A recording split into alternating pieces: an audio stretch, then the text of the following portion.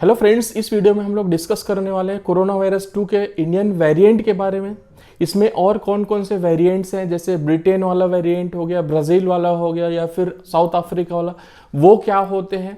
इसके अलावा हम लोग डिस्कस करेंगे म्यूटेशन क्या होता है।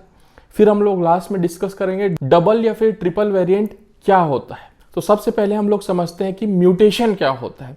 वायरस क्या होता है आप लोग को ऑलरेडी पता होगा, मैंने ऑलरेडी प्रीवियस वीडियो में डिस्कस किया हुआ है। यदि आपको नहीं पता है तो लिंक आपको डिस्क्रिप्शन में मिल जाएगा और यहाँ पर आई बटन में भी मिल जाएगा। तो इसको कुछ इस तरीके से समझते हैं। मान लो वायरस है जिसके 2 हाथ हैं, 2 पैर हैं और एक सिर है।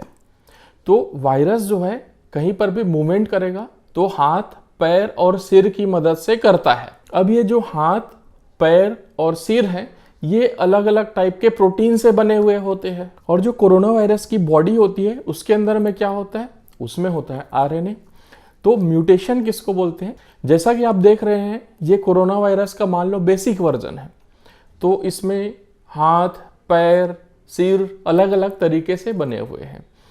अब मान लो इसमें थोड़ा बहुत चेंज आ गया, किसी के हाथ में चेंज आ गया, किसी के पैर में चेंज आ गया या फिर किसी के सिर में चेंज आ गया। तो ये जो चेंजेस आते हैं इसी को हम लोग बोलते हैं म्यूटेशन। और यहाँ पर हाथ, पैर या फिर सिर की जो बात कर रहे हैं वो होते हैं स्पाइक प्रोटीन। अब यहाँ पर बहुत लोग का ये सवाल होता है कि हमारे अंदर में वायरस का इन्फेक्शन हुआ, हमें कोरोना हो गया, तो क्या हमें री इन्फेक्शन हो सकता है, या फिर हमने वैक्सीन लगवा लिया तो क्या हम सेफ हैं। तो आपको कोविड-19 हुआ है या फिर आपने वैक्सीन लगवाया है, दोनों ही कंडीशन में आपके बॉडी के अंदर में एंटीबॉडी बनेगा। एंटीबॉडी क्या है, एक तरीके का समझ लो पुलिस है, और जो वायरस है एक तरीके का चोर है।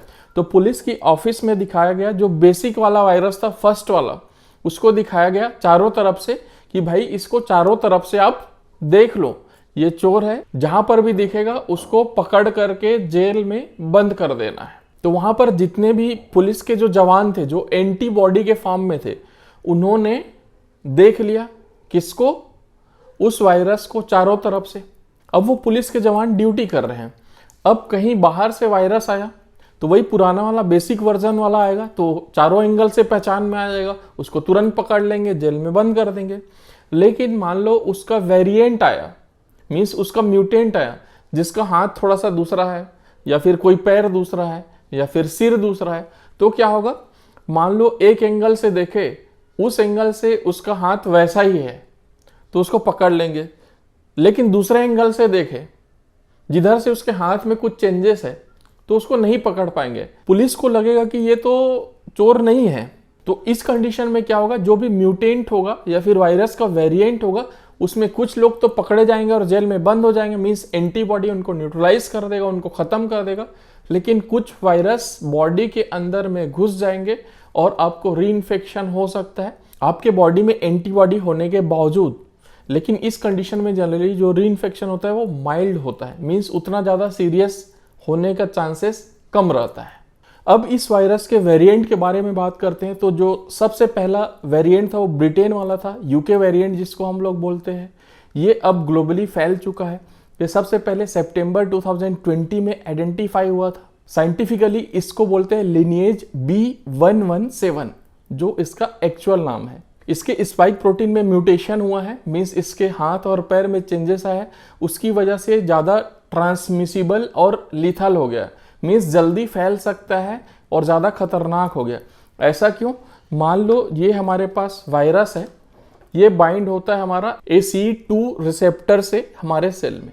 तो क्या होता है, इसका जो बाइंडिंग कैपेसिटी है ये पहले ऐसे बाइंड होता था, नॉर्मल वाला ऐसे बाइंड होता है, तो ये और ज़्यादा स्ट्रांगली बाइंड होता है। कैसे, ये इसमें ऐसे लॉक भी कर देता है, ऐसे लॉक भी कर देता है, तो और स्ट्रांगली बाइंड हो जाता है। दूसरा जो वेरिएंट है वो है साउथ अफ्रीकन वेरिएंट, जिसको हम लोग 501.V2 वेरिएंट भी बोलते हैं। ये अक्टूबर 2020 में आइडेंटिफाई हुआ था साउथ अफ्रीका में और अब ये ग्लोबली स्प्रेड हो चुका है। ये भी बेसिक वेरिएंट से ज़्यादा ट्रांसमिसिबल है।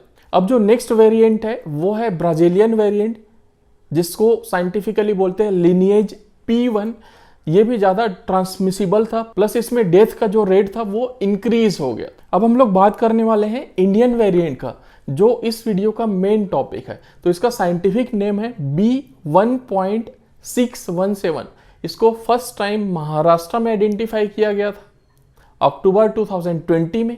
अब ये ग्लोबली फैल चुका है। रिसेंटली 11 मई 2021 मीन्स 3 दिन पहले WHO ने इसको क्लासीफाई कर दिया है under a variant of concern. Means इसको हमें ध्यान रखना पड़ेगा क्योंकि इसकी स्प्रेडेबिलिटी बहुत ज़्यादा है और ये ज़्यादा लेथल है। रिसेंटली 3 मई 2021 को NIV means national institute of virology के साइंटिस्ट ने रिसर्च किया, उनका आर्टिकल आया है जिसमें ये बताया कि ये जो इंडियन वेरिएंट है इसमें 13 म्यूटेशन हुए हैं, उसमें 3 मेजर म्यूटेशन हुए हैं इसके स्पाइक प्रोटीन में। उसकी वजह से क्या हो रहा है, बाइंडिंग पोटेंशियल बढ़ गया वायरस का, दूसरा इसकी एफिनिटी बढ़ गई एंजियोटेंसिन कन्वर्टिंग एंजाइम 2 रिसेप्टर से बाइंड होने की, और तीसरा सेल को ये ज्यादा इन्फेक्ट कर रहा है, ज्यादा इन्फेक्शियस हो गया। मीन्स ये हमारा ACE2 रिसेप्टर है, ये वायरस है इंडियन वेरिएंट वाला, तो ये जो बाइंड हो रहा है ऐसे ये तेजी से बाइंड हो रहा है, पहले ऐसे धीरे जा रहा होगा तो ये तेजी से हो रहा है, तेजी से बाइंड हो रहा है, इसी से बाइंड हो रहा है ACE2 से, और ये बहुत ज्यादा टाइटली बाइंड हो रहा है। मींस इसकी एफिनिटी बढ़ गई है तो ये सेल के अंदर आसानी से पेनिट्रेट कर रहा है और इसकी इन्फेक्टिविटी बढ़ गई है। अब हम लोग बात करते हैं डबल म्यूटेंट और ट्रिपल म्यूटेंट का क्या कॉन्सेप्ट है। तो इस टर्मिनोलॉजी को जो इन्फेक्शियस डिसीज साइंटिस्ट है उसको डिनाई करते हैं, उसको क्रिटिसाइज करते हैं कि ये टर्म यूज नहीं करना चाहिए, ये अप्रोप्रिएट नहीं है, स्पेशली कोरोना वायरस 2 के मामले में, बिकॉज इसके बहुत सारे म्यूटेशंस हो रहे हैं। तो इसको हम लोग डबल म्यूटेंट या फिर ट्रिपल म्यूटेंट कैटेगरी में नहीं रख सकते क्योंकि अलग अलग कंट्री में अलग अलग म्यूटेशंस हो रहे हैं, n नंबर ऑफ म्यूटेशंस हो रहे हैं। और रही बात दूसरे नाम की, जैसे हम लोग इंडियन वेरिएंट या फिर ब्राजीलियन वेरिएंट या फिर UK वेरिएंट बोल रहे हैं तो उसको WHO नहीं मानता है, तो अल्टीमेटली इसका जो साइंटिफिक नेम है वही अप्रोप्रिएट है, लाइक B117, B1.617 एक्सेट्रा। अब यहाँ पर हम लोग फर्दर जो इंडियन वेरिएंट है उसकी बात करेंगे, तो ये उन लोग को ज्यादा अटैक कर रहा है जिनकी इम्यूनिटी अभी कमजोर है। दूसरा चीज, यदि किसी को पहले प्रीवियस टाइम में इन्फेक्शन हुआ है रिसेंटली या फिर किसी ने वैक्सीन लगवाया है तो क्या इससे बच जाएगा, तो 100% गारंटी नहीं है कि वो इससे बच जाएगा, बट उसका जो इफेक्ट आएगा वो माइल्ड आएगा, सीवियर कंडीशन होने के चांसेस कम है। इसमें कुछ स्टडीज हुई है, उसके अकॉर्डिंगली ICMR को पता चला कि जो कोवैक्सीन है जो इंडियन वेरिएंट है उसके अगेंस्ट भी इफेक्टिव है, बट उसकी एफिकेसी कम हो गई है। मींस उतना परसेंटेज इफेक्टिव नहीं है जितना बेसिक वर्जन के अगेंस्ट में था, बट इफेक्टिव है। ये स्टडी कंडक्ट किया था IGIB ने। Similar kind of study CCMB ने भी कंडक्ट किया था कोविशील्ड के लिए, उसका भी सेम था, उसमें भी इफेक्टिवनेस कम था बट काम कर रहा था। इस मामले में WHO कहता है कि जो एग्जिस्टिंग वैक्सीन है वो इस इंडियन वेरिएंट के अगेंस्ट में काम करेगा, बट यहाँ उतना सफिशिएंट डेटा नहीं है जिससे ये जस्टिफाई हो कि इसका इफेक्टिवनेस कितना है। इसमें एक और डेटा हम लोग देख लेते हैं। तो जो फर्स्ट वेव आया था लास्ट ईयर इंडिया में, तो उसमें जो इन्फेक्शन था 31% बिलो 30 के एज वालों को था, और अभी जो सेकंड वेव चल रहा है इसमें बिलो 30 के एज वालों में 32% है।